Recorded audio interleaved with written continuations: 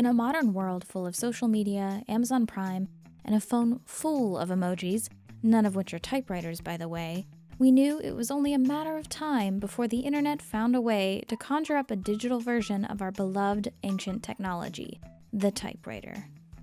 You can get typewriter extensions for your keyboards, you can download typewriter keyboards to your phone, and you can find websites to type out your documents on your computer in a typewriter fashion. But how do these really compare to the typewriter experience?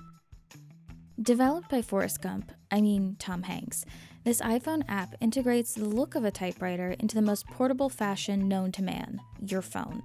We all know Tom Hanks as the typewriter godfather, so I was curious to see how this app measured up against the experience of an actual typewriter. I'm working with the free version here because I'm a poor PhD student who does not have $10 to spend on the full download of the app. Within this free version, you get one typewriter font, one keyboard, and only one document or page to work with. The font looks like a pretty standard typewriter, and the default setting is called the Hanks Prime Select. There are other typewriters which you can purchase within the app. Each one comes with a different additional setting, like ribbon color selectors, page increases, paper types, and font styles. Finally, you can also pay to download a keyboard extension from the app, which allows you to use the typewriter option within your other apps like Notes, iMessages, and the email app.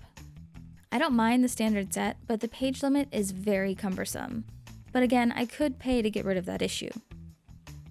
You have the option to turn on key clacking sounds and switch between a normal backspace bar or the use of X's for when you want to use a backspace key. I really like this setting because it feels much more realistic. Once you're done with a document, you can save it as a PDF. You can also take screenshots. Because I haven't paid to integrate this app into my phone, through a keyboard extension or other formats, I don't get much use out of it, but if you're on the go and have an urge to type, I could see this being a very, very portable option. Here's a really interesting typewriter simulator website called Overtype. It's a free website and has the most realistic options for a typewriter. The sounds are great and the keyboard is very responsive. You do have to hit enter to go to the next line or it'll keep typing over itself, much like a real typewriter. The ribbon ink only gives you a certain amount of characters before running out, which is a really interesting twist on the digital typewriter. It makes the page look more interesting as you type, but it is a rather limiting number of characters. The correction tape is totally awesome and realistic feeling.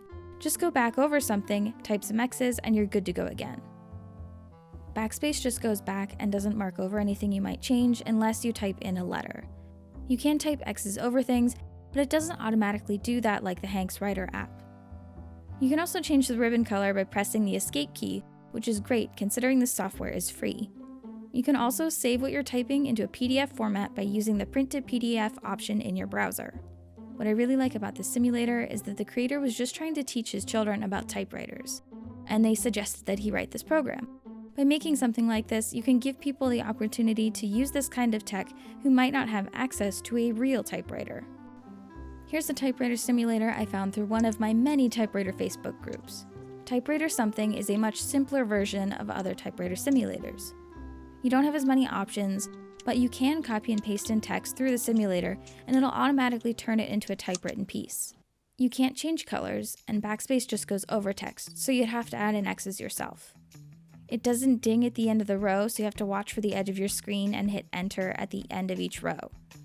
My text would go off screen if I had the page at 100% scale, but if you zoom out on your screen, you can see the full text. You can also save this screen as an image by right-clicking and save to PDF, just like you do in Overtype. I took a famous poem and pasted it into the simulator just to see what would happen. Of these three, Overtype is definitely my favorite. I spent way too much time messing around with it, and I feel like it gives the most realistic experience overall. And I love that the mission is to teach people about typewriters through a digital framework.